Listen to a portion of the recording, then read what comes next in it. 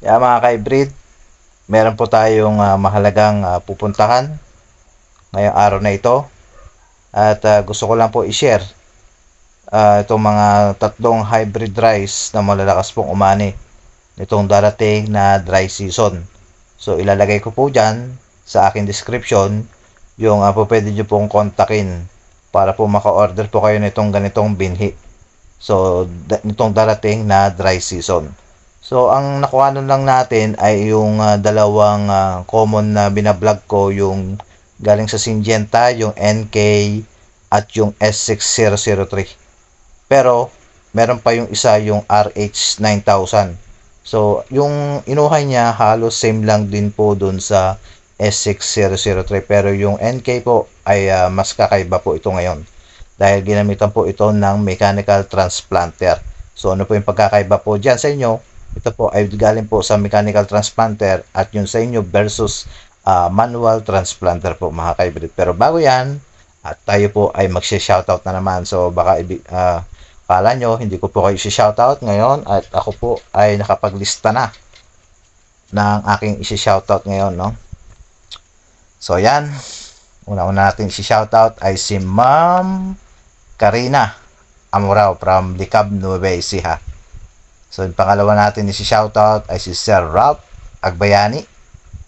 Pangatlo, si Sir Alvin Reyes, pinapa-shoutout niya yung kanyang misis, si Ma'am Bernadette Reyes from Lalaw, Cagayan.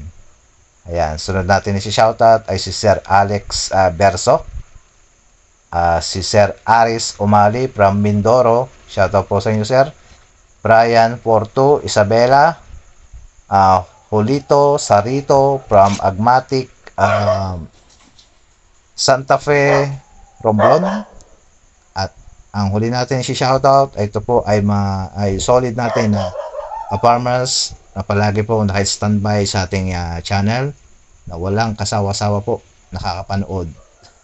Yan po si Sir Jajeji Guzman at ang kanyang partner si Ma'am Roxanne Basilio from Region 2, Isabela. Yan po yung mga na-shoutout ko na walang kasawa-sawa sa aking pagsuporta sa aking YouTube channel.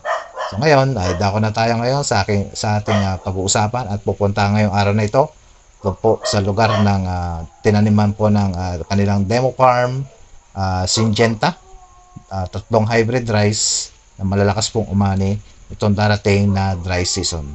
Dito lang yan sa aking YouTube channel, Lakbay Farm Vlog.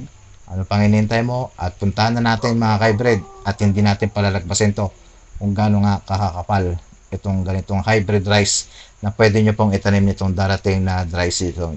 So tara, let's go!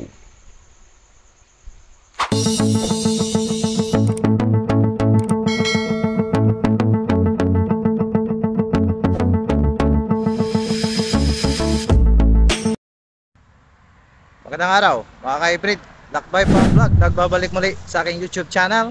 At kung bago ka lang sa aking YouTube channel, huwag mo kalimutan mag-subscribe. I-hit mo na rin ang notification bell para lagi po kayong updated sa mga bagong uploads at mga videos natin. So for today's video mga ka-hybrid, nandito po ako ngayon sa isang demo farm na kung saan ay nagtanim sila rito ng mga super hybrid rice na malalakas po umanin nitong darating na dry season. So ito po ay wet season. So ito po yung mga bida sa lahat ng season.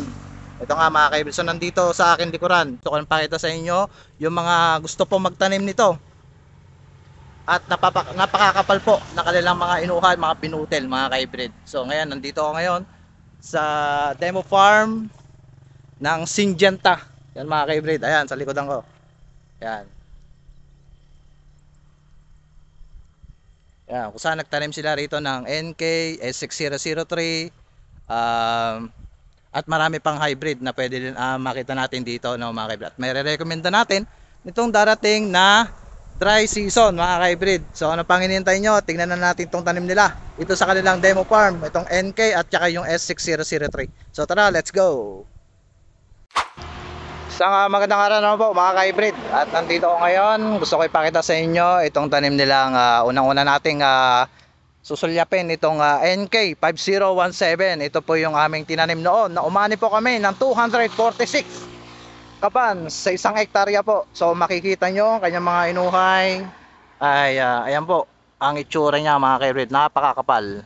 Ayan, so ripening stage na rin siya, malapit na ring anihin. So ito rin yung katabi, NK, yan po, Syngenta po yan mga ka-hybrid.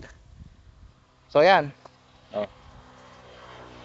Yan po ang kanyang mga inuhay. So makikita mo sa gilid, napakakapal po itong NK5017, napakatangkad pa.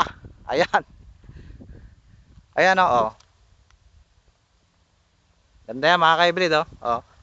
Talagang maganda ang kanilang pagkaka-land prep dito no, kahit dumating itong bagyong si yung mga nakarang bagyo, si Enteng. Ayan. Pero tingnan mo, napakatangkad. Oh. So tingnan natin muna yung kanyang binutil no. So napakakapal. Ayan po yung NK na kanilang tinanim dito no. Ayan. Ganda. Maganda yung NK. Oh.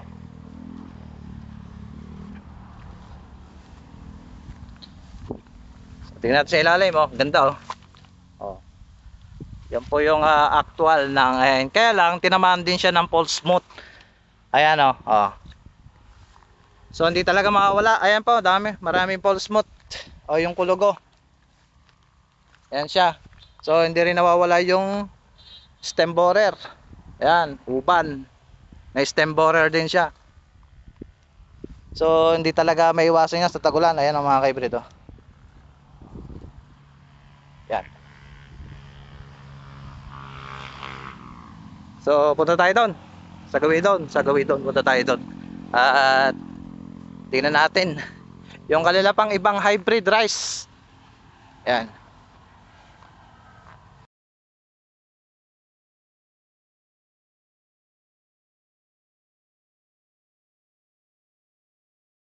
So yan o, isang sulyap pa.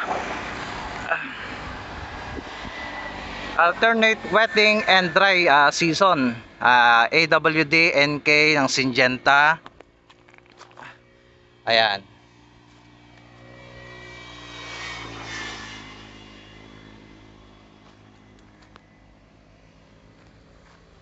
Ganda. Ganda ng NK nila mga ka-hybrid oh.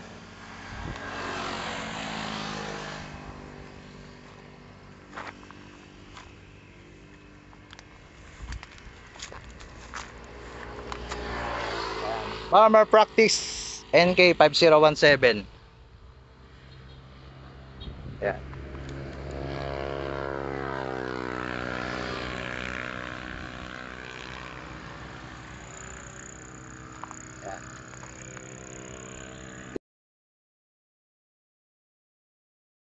So pupunta tayo doon. Tignan natin yung S6003 nila at saka yung iba pang hybrid rice. So yan po ay ginamitan ng mechanical transplanter mga ka-hybrid.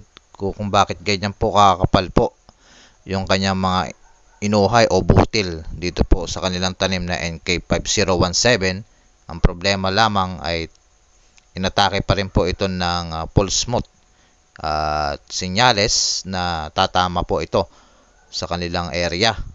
Ganito pong kakapal po na mga inuhay ng NK5017. So yan po ang pagkakaiba po ng mechanical transplanter po ng ginamit nila dito. Ayan.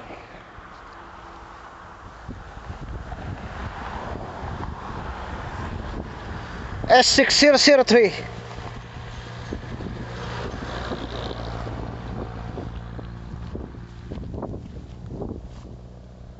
Yan mga ka-hybrid. At ilalagay ko po sa aking description yung mga pwede nyo pong kontakin about jackpot, Longping 937, NK5017, S6003.